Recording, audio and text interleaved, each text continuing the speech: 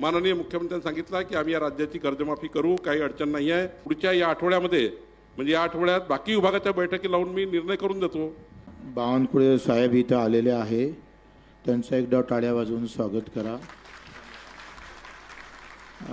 सन्माननीय मुख्यमंत्री साहेब यांच्यासोबत बोलणं झालं आणि आता बावनकुळे साहेबांसोबत पण चर्चा झाली. हा निर्णय तुमच्यासमोर ठेवतो. एक तर दिव्यांगाचं जे पेन्शन आहे 6,000 आपण मागणी केली आहे, त्या संदर्भात येत्या पुरवणी मागण्यामध्ये ते पेन्शन वाढवल्या जाईल, त्याची तरतूद केल्या जाईल, हे कबूल केलं दिव्यांगाच्या बाबतीत. आणि दुसरं असं का कर्जमाफीचे म्हणजे आपण सगळ्या 17 मागणीवर इथं आता चर्चा करू नये. बाकी 17 मागणीच्या बाबतीत बावनकुळेजी किंवा CM साहेब बैठक घेईल, ते पण त्यांनी सांगितलं आहे. कर्जमाफीच्या बाबतीत त्यांनी 2 दिवसात समिती तयार करून किती कर्ज कोणावर आहे, ते श्रीमंताचं कोणावर, टॅक्स इन्कम टॅक्स भरणारे किती आहे, काय आहे, सगळं हे समिती करून सगळी माहिती गोळा केल्या जाईल. आणि त्या समितीचा अहवाल आल्यानंतर मग कर्जमाफी केल्या जाईल, असं एकंदरीत आहे. तर तुम्हाला सगळ्याला मान्य आहे ना?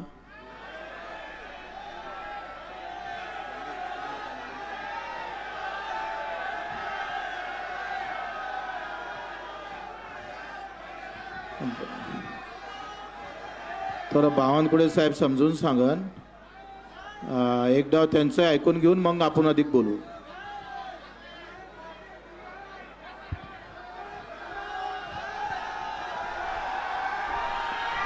माननीय राज्याचे माजी मंत्री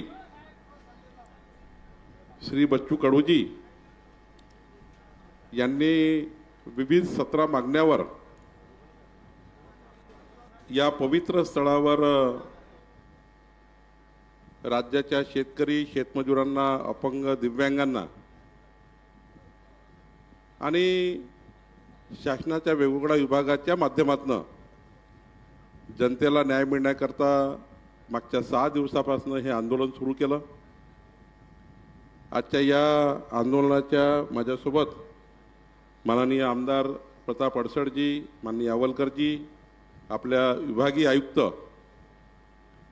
माननीय जिल्हाधिकारी, माननीय पोलीस अधीक्षक, माननीय पोलीस कमिशनर, या ठिकाणी आमच्या वहिनी नयनाताई उपस्थित, या ठिकाणी सर्व व्यासपीठावरील या आंदोलनामध्ये सहभागी सर्व आमचे वडीलधारी, ज्येष्ठ, उपोषण करणारी, या ठिकाणी सर्व नागरिक उपस्थित, बंधू आणि भगिनी. खरं तर ज्या दिवशीपासून उपोषण सुरू झालं त्याच्या दुसऱ्याच दिवशी रात्री मी कलेक्टर आणि बच्चूभाऊ आणि मी या विषयावर संवाद केला होता.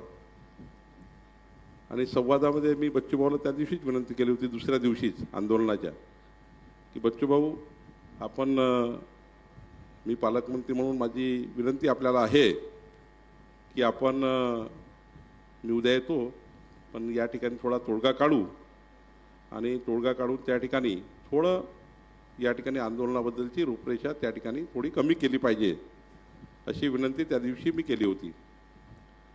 माननीय बच्चू कडूजींनी मला सांगितलं होतं की तुम्ही किमान आपल्या राज्याचे जे मंत्री आहेत, पशुसंवर्धन मंत्री, ग्रामविकास मंत्री, अपंग कल्याण मंत्री, या ठिकाणी पणन मंत्री, आपले 4 महत्त्वाचे मंत्री यांच्याशी माझी बोलणं करून द्या, व्हिडिओ कॉल करून द्या. राज्याचे जे प्रधान सचिव आहेत, जे राज्याचा प्रशासन आहे, त्यांच्याशी बोलणं करून द्या. मागच्या 4 दिवसापासून मी सतत जिल्हाधिकारी मार्फत बच्चूभाऊशी बोलतो, असा एकही दिवस नाही की बच्चूभाऊशी माझं बोलणं झालं नाही आहे. पण यामध्ये अत्यंत महत्त्वाची भूमिका, काल महत्त्वाच्या विषयावर वेगवेगळ्या मंत्र्यांनी बच्चूभाऊशी त्या ठिकाणी संपर्क केला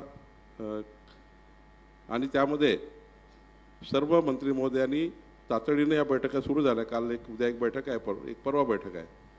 त्याचे शासन आदेश काढणे, त्याकरता छोटे छोटे मुद्दे आहे, काही तर असे मुद्दे आहे की तातडीने होऊ शकतात.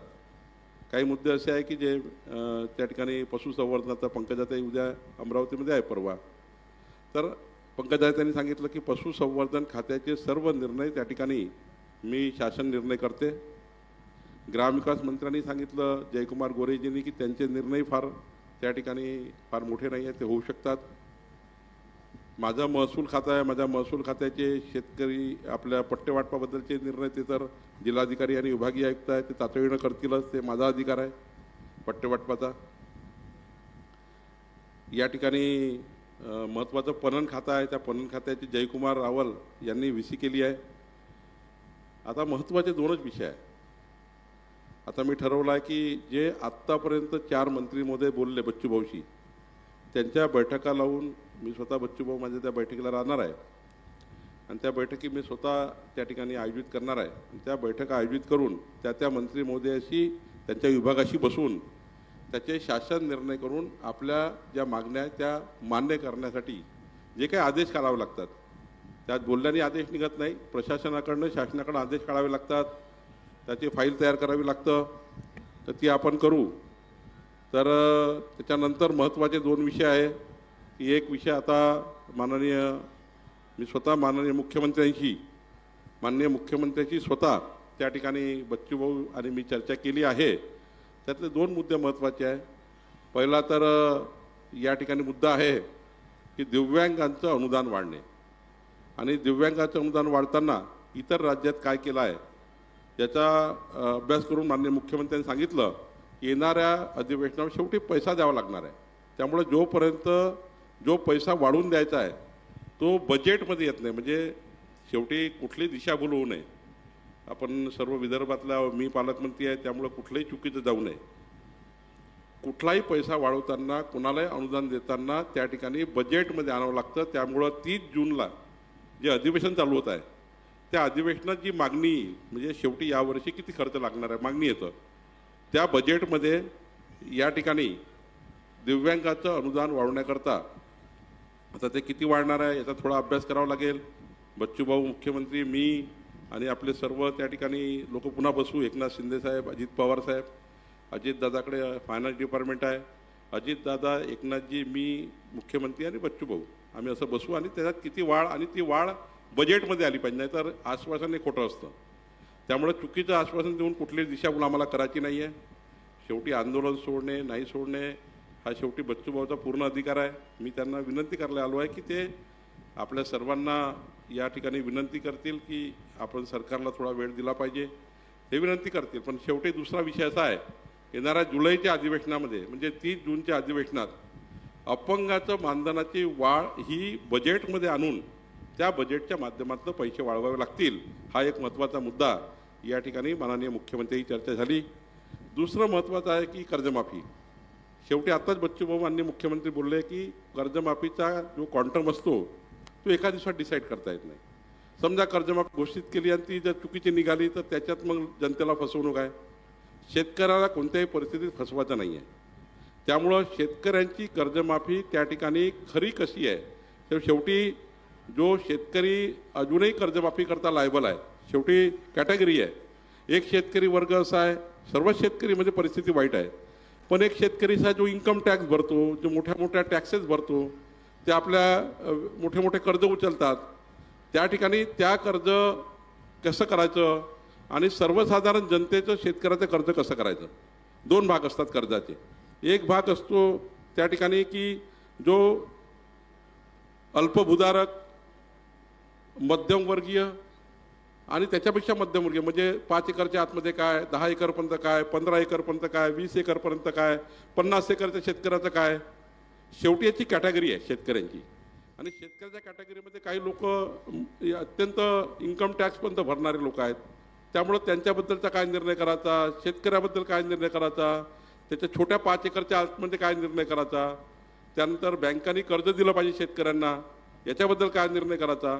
माननीय मुख्यमंत्र्यांनी सांगितलं आहे की आम्ही एक तातडीनं एक याची पूर्ण समिती कारण हा आढावा घेतल्याशिवाय आपण कर्जमाफी केली, तुम्ही मी किती बोललो, फक्त तोंडाच्या वाफा निघतील, काम होणार नाही आणि बच्चूभाऊच्या आंदोलनाला काही न्याय मिळणार नाही. न्याय मिळवून घ्यायचा असेल तर आपल्याला थोडासा त्या समितीसमोर आम्ही बच्चूभाऊलाही बोलू, बच्चूभाऊचं काय म्हणणं आहे त्या समितीसमोर तेही घेऊ. शेवटी याची कॅटेगरी आहे, तर कॅटेगरी करण्याला थोडा वेळ लागतो. असं आजच मी बोलून दिलं, बावनकुळे आले, त्यांनी म्हटलं घोषणा करून दिली, माननीय मुख्यमंत्र्यांनी चर्चा केली, असं कधीच होत नाही. ते करणारे लोक वेगळे आहे, आम्ही तसे लोक नाही आहोत. जे बोललो ते केल्याशिवाय राहणार नाही. पण या ठिकाणी मी आपल्याला सांगतो, आम्ही जे बोलणारे आहेत तेच करणारे लोक आहोत. वारंवार सांगतो, मी तरी जो शब्द दिला आहे, मी तुम्हाला शब्द येतो, जे बोललाय ते आपण करू. कारण मी तुम्हाला सांगितलं की ऐका, थोडं ऐका, थोडंसं राहिलं, हा ऐकून घ्या. मग तुम्हालाच बोलायचा अधिकार आहे, तुम्हाला बोलायचाच अधिकार आहे. मी माझं शेवटचं राहिलं तर माननीय आपल्या सरकारने मान्य केलं आहे की माननीय मुख्यमंत्र्यांनी मान्य केलं आहे की तातडीनं कर्जमाफी करता समिती तयार करून, या समितीचा पूर्ण रिपोर्ट तयार करून त्यामध्ये मी स्वतः त्या समितीमध्ये बच्चूभाऊ कडूलाही निमंत्रित करील, त्यांचं म्हणणंही त्या समितीमध्ये घेईल आणि त्या समितीमध्ये बच्चूभाऊ कडूंचंही म्हणणं मांडलं जाईल. त्या समितीसमोर बच्चूभाऊ कडूंनाही बोलवण्यात येईल आणि त्या समितीसमोर बच्चूभाऊ कडूंचं पूर्ण म्हणणं, 5 एकराबद्दल काय, 10 एकराबद्दल काय, 15 एकराबद्दल काय, हेही म्हणणं घेण्यात येईल. आणि त्या समितीचा रिपोर्ट आल्याबरोबर माननीय मुख्यमंत्र्यांनी सांगितलं की आम्ही या राज्याची कर्जमाफी करू, काही अडचण नाही आहे, पण समितीचा रिपोर्ट मात्र येऊ द्यावा लागेल, कॅटेगरी करावा लागेल, कॅटेगरायझेशन करावं लागेल. नाहीतर कधी काय होतं, कधी माझा कोणा आरोप नाही आहे, हे अदरवाईज घेऊ नका, तुम्हाला जे वाटलं ते वाटू द्या, मी काही चुकीचं सांगणार नाही. कधी काय होतं, ज्या गरीब माणसाला कर्जमाफी व्हायला पाहिजे तो राहून जातो बाजूला आणि ज्याची नाही व्हायला पाहिजे त्याची होऊन जातं.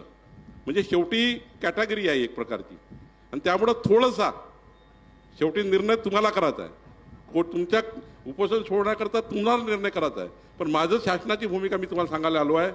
या 2 गोष्टी मात्र ज्या महत्त्वाच्या आंदोलनाच्या आहेत, ज्या राज्याकरता महत्त्वाच्या आहे, समाजाकरता महत्त्वाच्या आहेत, त्या दोन्ही गोष्टीबद्दल शासन विचार करतं आहे. माझी विनंती माननीय बच्चूभाऊ कडूंना आहे की शासनातर्फे विनंती आहे, माननीय मुख्यमंत्र्यातर्फे विनंती आहे. या ठिकाणी जसं 6 दिवस झाले आपण माझ्या संपर्कात आहे, आजही माझी विनंती आपल्याला आहे की आपण कृपया काही दिवस सरकारला वेळ द्यावा. पुढच्या या आठवड्यामध्ये, म्हणजे या आठवड्यात बाकी विभागाच्या बैठकी लावून मी निर्णय करून देतो. 2 निर्णय मात्र, एक होईल बजेटमध्ये येणाऱ्या 30 जूनच्या अधिवेशनात दिव्यांगाचा आणि एक होईल त्या ठिकाणी आपल्या समितीचा रिपोर्ट आल्याबरोबर. हे 2 त्या ठिकाणी विषयाला थोडा न्याय द्यावा लागेल किंवा वेळ द्यावा लागेल, एवढीच विनंती बच्चूभाऊला आहे. माननीय बच्चूभाऊ माझ्या विनंतीला मान्य देतील आणि बच्चूभाऊला हे माहिती आहे. त्यांचा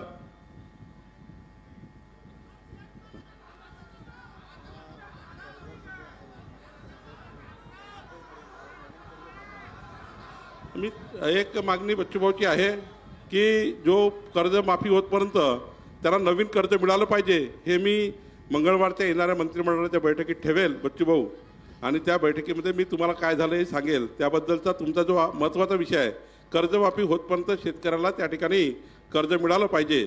हे जे बँका अडवतात, बँके फसवणूक करतात किंवा बँका अडवतात की बाबा जुनं कर्ज आहे, नवीन कर्ज कसं द्यायचं, त्याबद्दलचा मी मंगळवारच्या कॅबिनेटमध्ये निश्चितपणे या विषयावर चर्चा करेल आणि मी तुम्हाला फोन करेल. मी बच्चूभाऊ माझी विनंती मान्य कराल अशी आशा ठेवून आलेलो आहे, अशी अपेक्षा ठेवून आलेलो आहे. शासनाची विनंती आपण मान्य करावी अशी विनंती आपल्याला आहे. पण आता सध्या जे मिनिस्टर साहेबांनी सांगितलं आहे, बावनकुळे साहेबांनी, त्या बाबतीत सध्या तरी आपण निर्णय घेऊनही मागं घ्यायचा.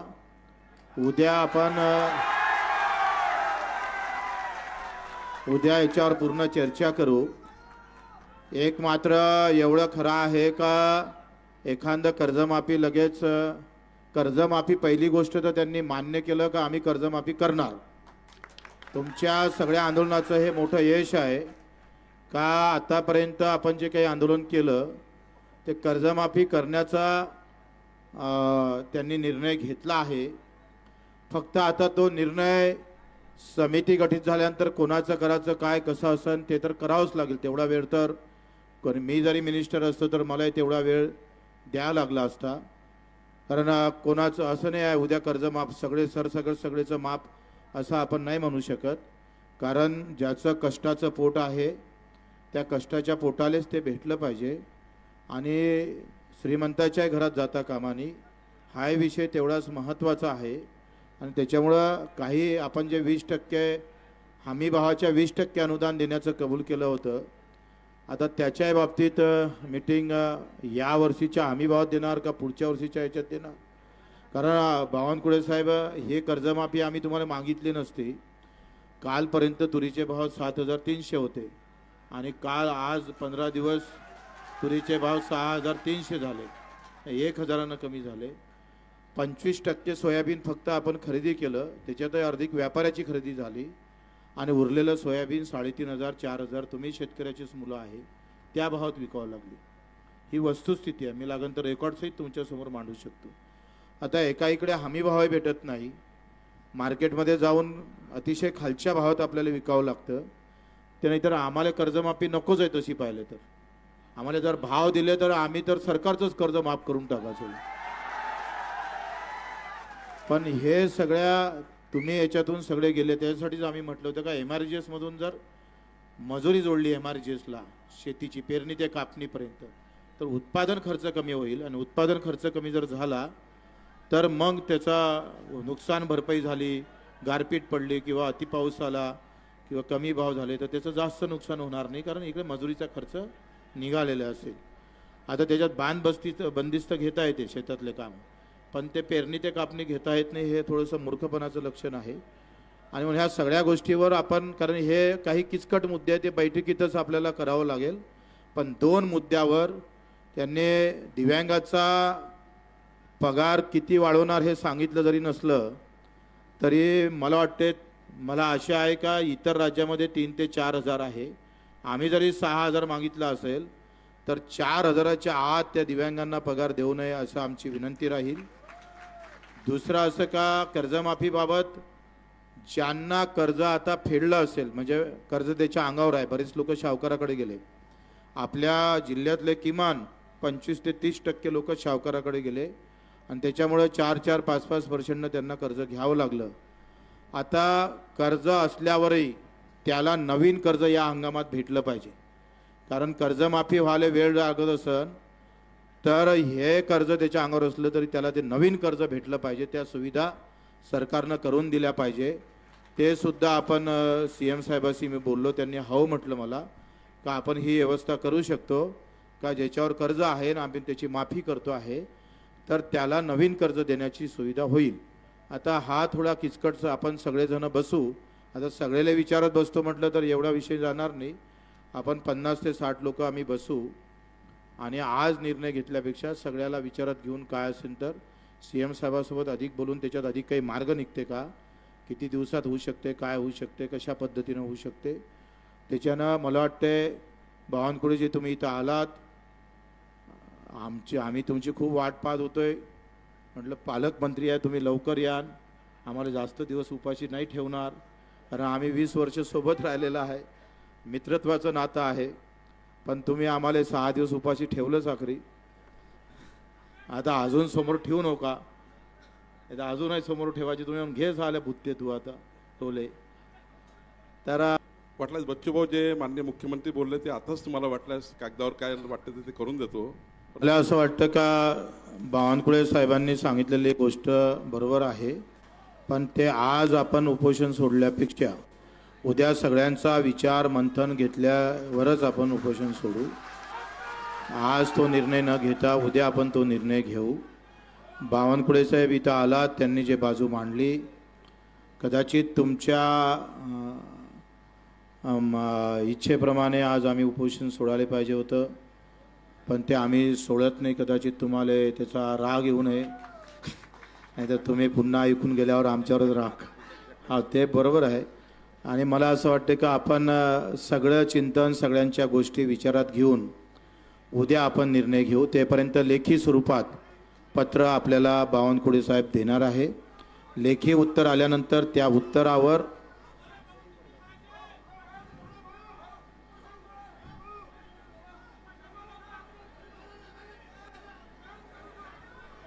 आपण आता उद्या त्याचा निर्णय घेऊ. आणि एकदा पुन्हा बावनकुळे साहेब आले, त्यांची एकदा खरं तर कलेक्टरने खूप मेहनत घेतली तुमच्या, म्हणजे हा नाही त्यांनी तशी खूप मेहनत घेतली. हा हा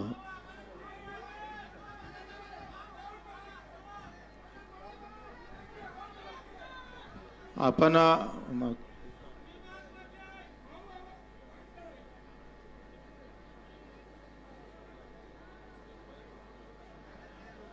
तर उद्या आपण निर्णय घेऊ. मान्य आहे ना सगळ्यांना?